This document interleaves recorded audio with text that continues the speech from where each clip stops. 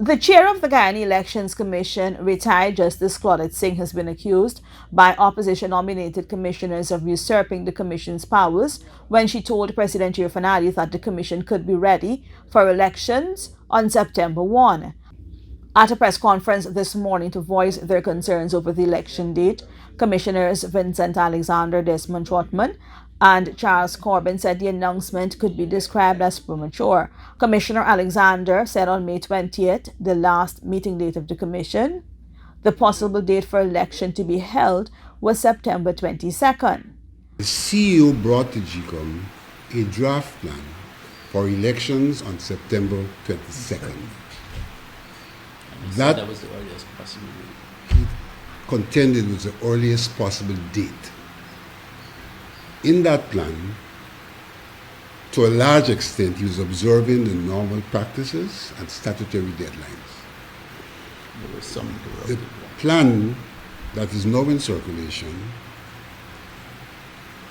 has reduced the time frame by 21 days, which means internal deadlines have been reduced, many of which would be in contradiction to the custom practice and statutory provisions. Secondly, the current work plan has not been discussed with the Commission,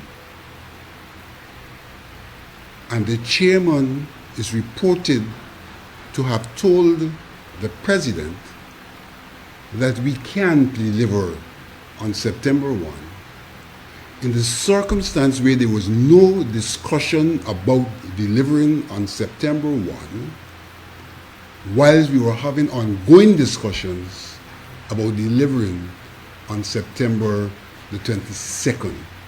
So she has unilaterally usurped the authority of the Commission, and the public discourse seems to suggest that in fact she was speaking on behalf of the Commission, which was not the case, because our last meeting we were still discussing a plan that proposed the 22nd, and the CEO was to come back to refine that plan based on issues that were outstanding. According to Commissioner Alexander, GECOM seems hell-bent on retaining its broken system.